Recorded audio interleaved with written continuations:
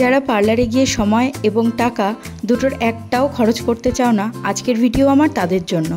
আজকে আমি তোমাদেরকে ঘরোয়াভাবে একটা ফেসিয়াল করা দেখাচ্ছি, যার ইনগ্রিডিয়েন্টসগুলো আমাদের প্রত্যেকের রান্নাঘরে সবসময়ই মজুদ থাকে। আর এই ফেসিয়াল করার পর তোমার স্কিন কিন্তু এতটাই গ্লো করবে যে কেউ দেখে তোমাকে জিজ্ঞাসা করবে যে কী ফেসিয়াল তুমি করিয়েছো। তাহলে চলো আর দেরি না করে ভিডিওটা শুরু করি। ভিডিওটা শুরু করার আগে যারা নতুন বন্ধু তারা অবশ্যই চ্যানেলটাকে সাবস্ক্রাইব করে নিও। সাবস্ক্রাইব করে নিলে আমার ফিউচার ভিডিও নোটিফিকেশন সবার আগে তোমাদের কাছেই পৌঁছে যাবে।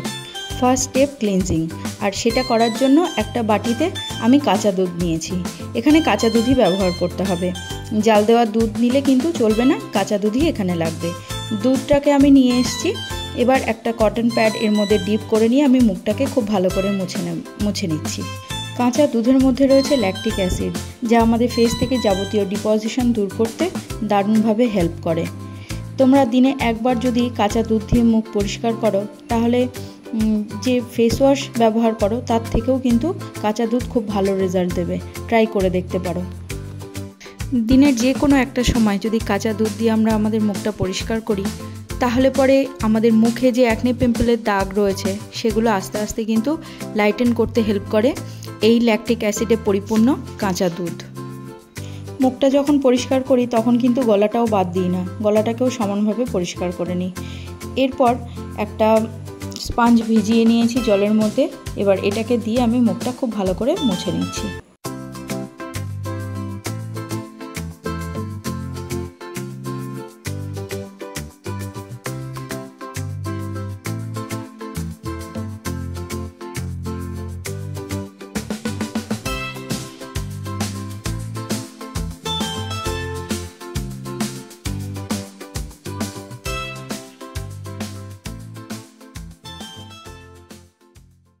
এবার চলে আসি নেক্সট স্টেপের দিকে। তার জন্য একটা টমেটো নিয়েছি। টমেটোটাকে ভালো করে ধুয়ে অর্ধেক কেটে নিয়ে টমেটোটা থেকে জুসটা বার করে নিচ্ছি। যতটা বার করে নেওয়া যায় ততটা জুস বার করে নিয়েছি। এবার এর মধ্যে খানিকটা মধু মিশিয়ে নিচ্ছি।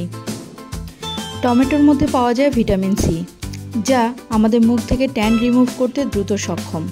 এছাড়াও মধু মেশানোর ফলে ব্রণর দাগকেও হালকা হতে সাহায্য করে এই দুটো ন্যাচারাল ইনগ্রিডিয়েন্টস। প্রথমবার একটা লেয়ার অ্যাপ্লাই করার পর আবার 5 মিনিট পর দ্বিতীয় লেয়ার অ্যাপ্লাই করে 10 মিনিট রেখে দিতে হবে। এবার মুখে স্টিম নেব, আর তার জন্য উষ্ণ গরম জল নিয়েছি।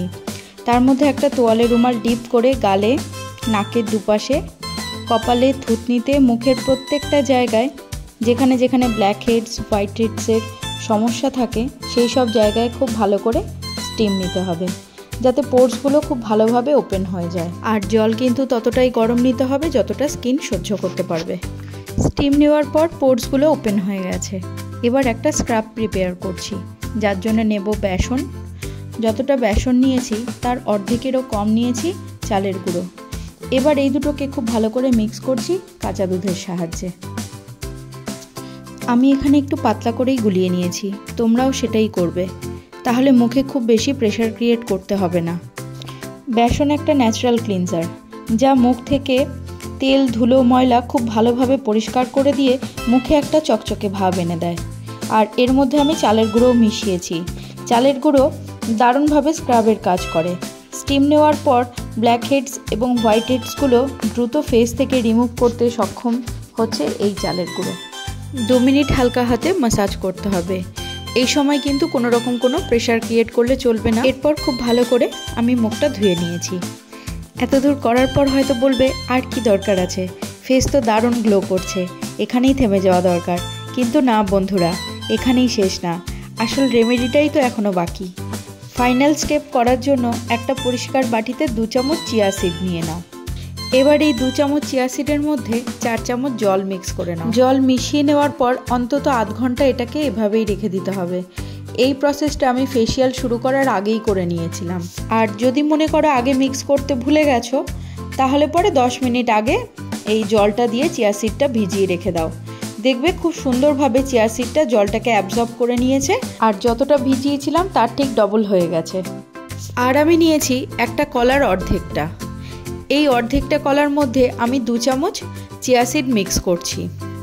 এটা আমি হাত দিয়ে খুব ভালো করে ম্যাশ করে নেব।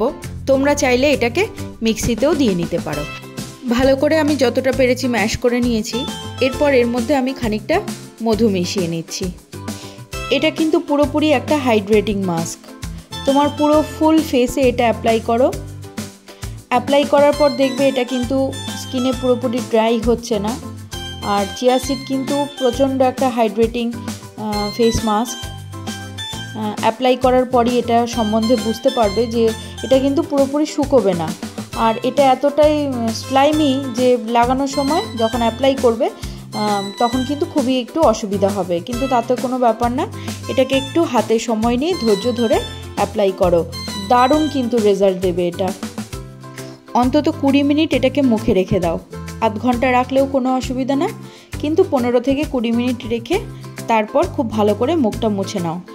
সরাসরি প্রথমেই আগে জল দিয়ে ধোবে না, আগে মুখটাকে আমি মুছে নিচ্ছি এইভাবে স্পঞ্জ দিয়ে, তারপরে একবার জল দিয়ে জাস্ট ধুয়ে নেব, ব্যাস।